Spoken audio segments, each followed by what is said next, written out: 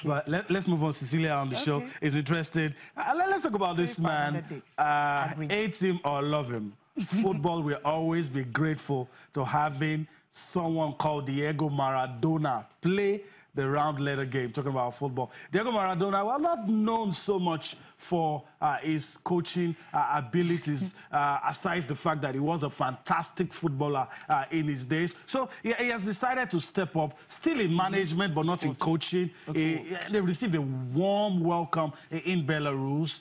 He's now the chairman of Dynamo Brest, a club in Belarus. And he said, look, I hope to make the president a fan of this club. I hope to achieve a lot. It was received well. It was received well. He's probably going to bring a lot. He's a legend. He's going to bring a lot to the team. Of course, his presence will overshadow the team, surely. But we'll see what happens. He's trying his hand with management, three years. So we'll see what happens to him in this one. Okay, and right there, what you're seeing actually are pictures of the winners. Talking about, he was actually paraded on the pitch at Dynamo Brest Stadium. So before he was able to watch one of their games where they actually won that one in the League Nation. So for Diego Maradona, we know he's a legend. He's someone that whatever happens, I mean, whatever, sometimes he is in the news for some reasons, but then we know that he's a legend and he understands what this with me. He talked about him saying he's going to ensure that the president is a supporter of this club. Now, this club, the fact that he actually rescued from bankruptcy 2 years ago and him coming in, I think he's what they need is an image that can actually draw more people to the club, and then with that they can have more Maradona ticks all the boxes. He ticks all the boxes. He fits the bill. He's a great guy. I mean, you can say a lot about Diego Maradona, but what you can take away from this guy, he loves the game. He's patriotic. He loves his country, Argentina. We remember how he even offered to coach Argentina for free. If he gets. He's not going to get the position. We know he's not going to get it. He got it in 2010. Got them to the quarterfinals. He loves the game. You could expect him to be throwing his hands up in the air, singing, chanting, doing all those stuffs. So we'll see what kind of results his presence will bring to the club. Will things turn around for him? We'll see. Is it just a publicity stunt? You know, a lot of people questioned him at the World Cup and said, okay, after all, it wasn't really about the love for Argentina. You're getting paid somehow. But those are other issues that will always come out. But like I said, love him, hate him, we can all agree that this man is 58 years now. He's a legend. He loves the game. We can argue about whether it was the greatest ever, whether it's Pele, whether it's Maradona. We can argue about all that.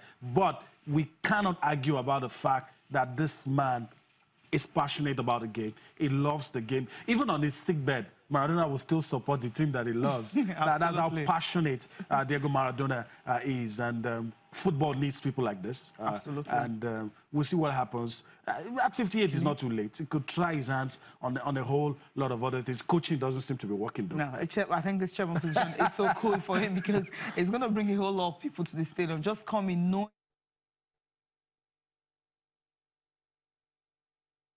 that vibe, that opportunity to want to come and really see what it's up to. We know the club sits presently now 6th position, 25 points, 16 points adrift of leaders, Bate Borisov, which we all know. But we'll see if Maradona can be able to, his presence alone can help maybe draw more players to the club and also get more people to support the clubs and they make money. Then maybe the ultimate win the title, get to Europe.